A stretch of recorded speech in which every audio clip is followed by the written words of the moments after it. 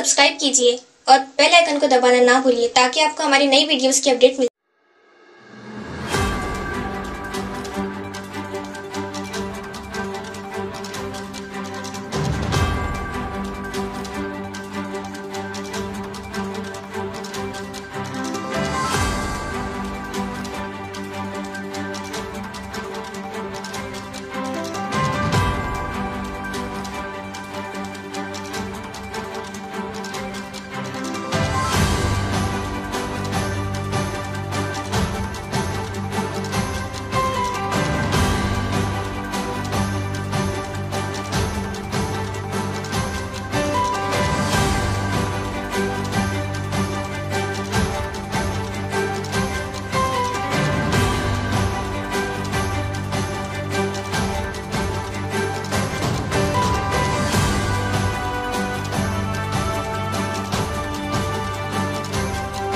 क्या कहेंगे?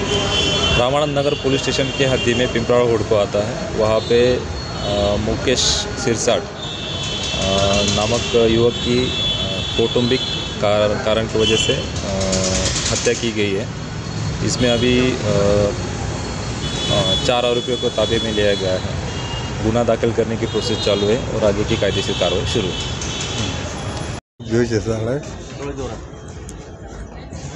बोला बोला नहीं बोला बोला जोरात नको बोला बोला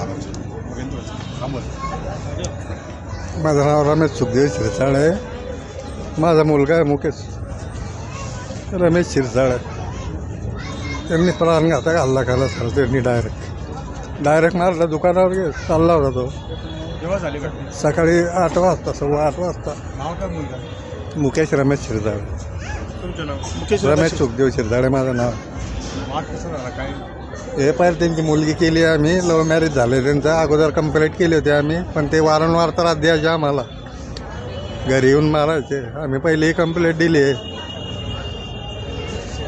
सकाळी पूर्वविस्मरणातून खून करण्यात आलेला आहे आणि आताच DYSP साहेब गावी साहेब यांनी सांगितले की मुख्य आरोपींसह 3 आरोपींना अटक केली आहे। परंतु आमची मागणी आहे की जे आरोपी फिर्यादमध्ये जे आरोपींचे नाव नमूद केले आहे फिर्यादीमध्ये त्या सर्वांना अटक करावी व या घटनेची सखोल चौकशी करण्यात यावी की एवढ्या बारीक कारणावरून क्षुल्लक कारणावरून की त्यांचं लव्ह मॅरेज जरी झालं असलं परंतु त्या लव्ह मॅरेज 1 वर्ष पूर्ण झालं होतं आणि त्या मुकेशला एक मुलगी देखील आहे।